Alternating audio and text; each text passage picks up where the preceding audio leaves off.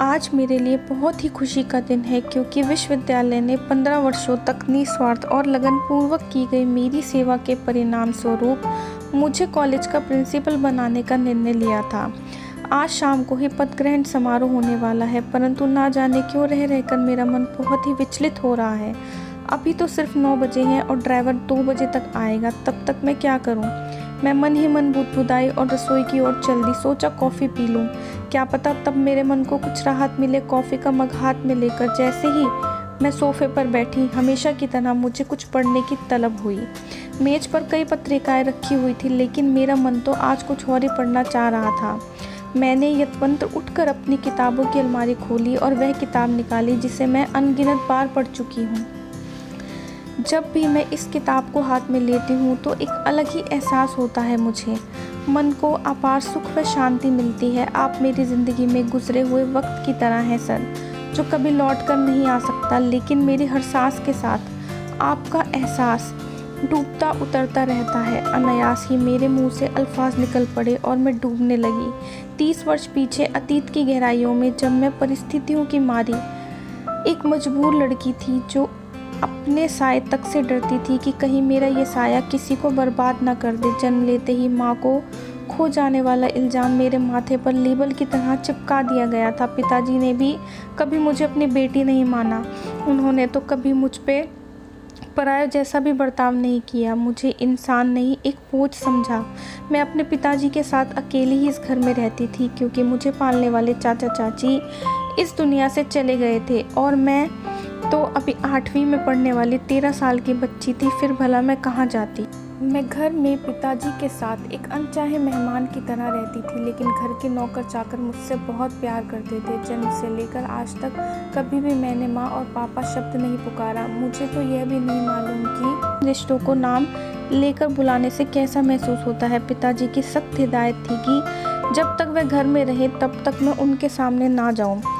इसलिए जितनी देर पिताजी घर में रहते, मैं पीछे बालकनी में जाकर नौकरों से बातें करती थी। बालकनी से ही मैंने उन्हें पहली बार देखा। सामने वाले मकान में किराएदार के रूप में आए थे वे। पहले मैं नहीं जानती थी कि वे कौन हैं, क्या करते हैं, लेकिन जब मैं बालकनी में खड़ी होती तो उनकी दैनिक गतिविधियों को निहारने में मुझको अद्भुत आनंद आता था। उम्र में तो वे मेरे पिताजी के ही बराबर थे, लेकिन उनका आकर्षक व्यक्तित्व किसी को भी आकर्षित कर सकता था।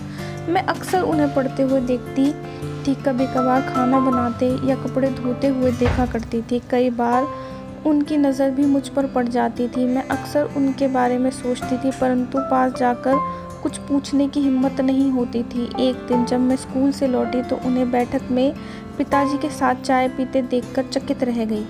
मैं कुछ देर वहाँ खड़ी रहना चाहती थी, लेकिन पिताजी का इशारा समझकर तुरंत अंदर चली गई और छिपकर बातें सुनने लगी। उस दिन पहली बार मुझे पता चला कि उनका नाम अनिरुद्ध है। नहीं, अनिरुद्ध सर, क्योंकि वे वहाँ के महिला विश्वविद्यालय में हिंदी के लेक्चरार थे। कॉलेज के ट्रस्टी होने के नाते पिताजी और अनिरुद्ध सर की दोस्ती बढ़ गई और साथ ही मैं उनके करीब होती गई। स्कूल से आते वक्त कभी कभी मैं उनके घर भी चली जाया करती थी। वे बेहद हंसमुख स्वभाव के थे। जब भी मैं उनसे मिलती उनके चेहरे पर खुशी और ताजगी दिखती थी। वे मुझसे केवल मेरे स्कूल और मेरी सहेलियों के बारे में ही पूछा करते थे। मेरी पढ़ाई का उन्हें विशेष ख्याल रहता था, जबकि उनकी फिक्र तो शायद मुझे भी नहीं थी। मैं तो केवल पढ़ाई नाम की घंटी गले में बांधी घूम रही थी।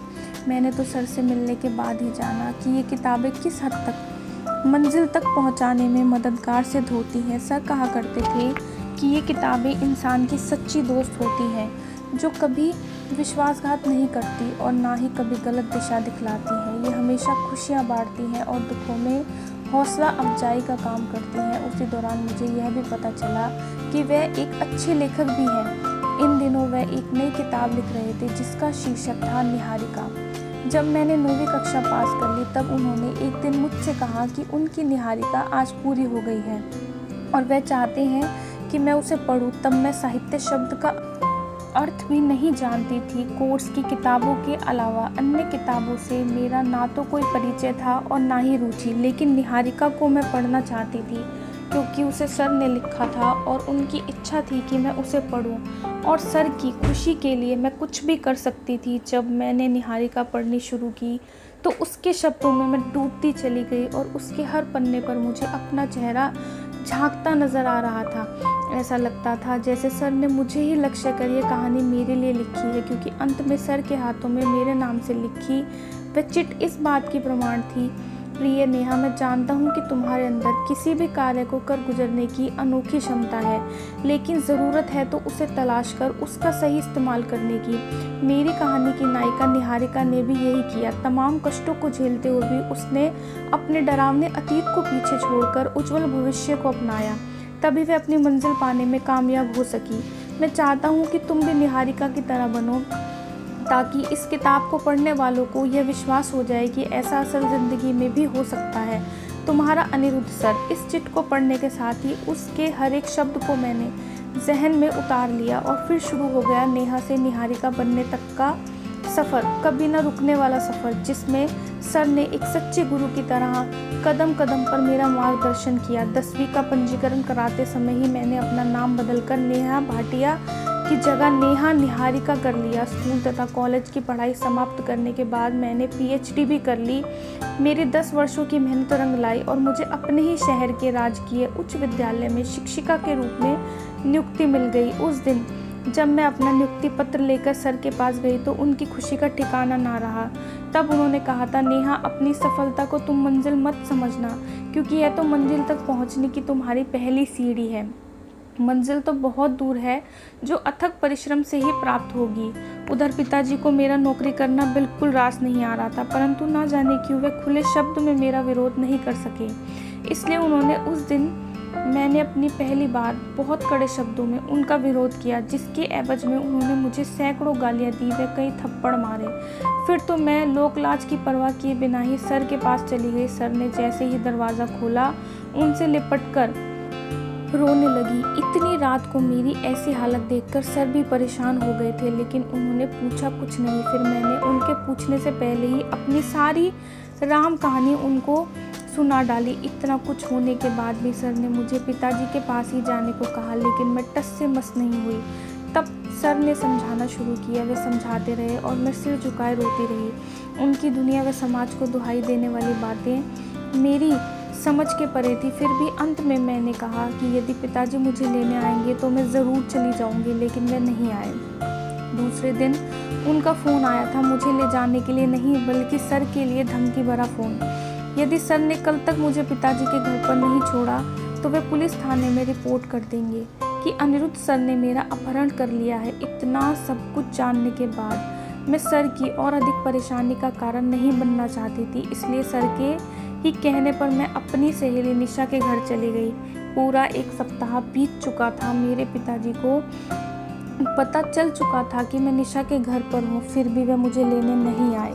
लेकिन मुझे कोई चिंता नहीं थी। मैं तो बस इसलिए परेशान थी कि इतने सालों बाद मैं पहली बार सर से इतने दिनों के लिए दूर हुई थी। इसलिए मुझे घबराहट होने लगी, जिसके निवारण के लिए मैं सर के कॉलेज चली गई। वहाँ मैंने जो कुछ भी सुना वह मेरे लिए अकल्पनीय व असहनीय था। सर ने अपना स्थानांतरण दूसरे शहर में करवा लिया था और दूसरे दिन जा रहे थे। फिर तो मैं शिष्या होने की हर सीमा को लांघ गई और सर को वह सब कुछ कह दिया जिसे मैंने आज तक केवल महसूस किया था। अपने प्रति सर के लगाव को प्यार का नाम दे दिया था मैंने, और सर एक निष्ठुर की भांति मेरे हर बात को चुपचाप सुनते रहे। अंत में बस इतना कहा, नेहा, आज तक तुमने मुझे गलत समझा है। मेरे गुरुत्व का, मेरी शिक्षा का अपमान किया है। तुमने नहीं सर, मैंने आपका अपमान किया है। मैंने तो केवल वही कहा जो अब तक महसूस किया। मैंने सिर्फ प्यार ही नहीं बल्कि हर रिश्ते का अर्थ आपसे ही सीखा है। आपने एक पिता की तरह मेरे सिर पर हाथ रखकर मुझे स्नेह शक्ति कर दिया, एक प्रेमी की तरह सदैव मुझे खुश रखा, एक भाई की तरह मेरी रक्षा की, एक दोस्त और शिक्षक की तरह मेरा मार्गदर्शन किया, यहाँ तक कि आपने एक पति की तरह मेरे आत्मसम्मान की रक्षा भी की।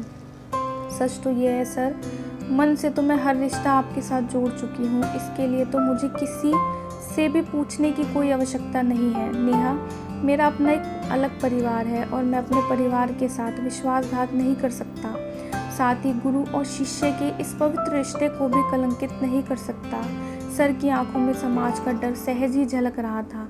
मैं जानती हूँ सर, और मैं कभी ऐसा चाह भी नहीं सकती। मैंने आपसे प्यार किया है, आपके अस्तित्व को चाहा है सर, इसलिए मैं आपको अपनी नज़रों में कभी गिरने नहीं दूंगी। मैंने तो बस अपनी भावनाएं आपके साथ बांटी हैं। आप जहाँ चाहे जाइए, मुझे आपसे कोई शिकायत नहीं है। बस कामना कीजिए कि आपकी दी हुई शिक्षा का अनुसरण कर सकूं। मेरी शुभकामनाएं तो हमेशा तुम्हारे साथ है नेहा। पर क्या जाते जाते मेरी गुरु दक्षिणा नहीं दोगी? सर ने रहस्यात्मक लहजे में कहा। तो मैं दुविधा में पड़ गई। मुझे असमंजस में पड़ा देखकर सर बोले, मैं तो बस इतना चाहता हूँ कि मेरे जाने के बाद तुम तो ना मुझे ढूंढने की कोशिश करना और ना ही मुझसे संपर्क स्थापित करने का कोई प्रयास करना। हो सके तो मुझे भूल जाना, यही तुम्हारे भविष्य के लिए उचित रहेगा। इतना कहकर उन्होंने अपनी पीठ मेरी तरफ कर ली। कुछ पलों के लिए मैं सन्न रह गई। समझ में नहीं आ रहा था कि इतनी कीमती चीज़ मैं उनको कैसे दे दूँ। फिर भी मैंने साहस किया और बस इतना ही कह पाई, सर क्या आप अपनी निहारिका को भूल पाएंगे? यदि आपने इसका जवाब पा लिया तो आपको अपनी गुरु दक्षिणा अपने आप ही मिल जाएगी।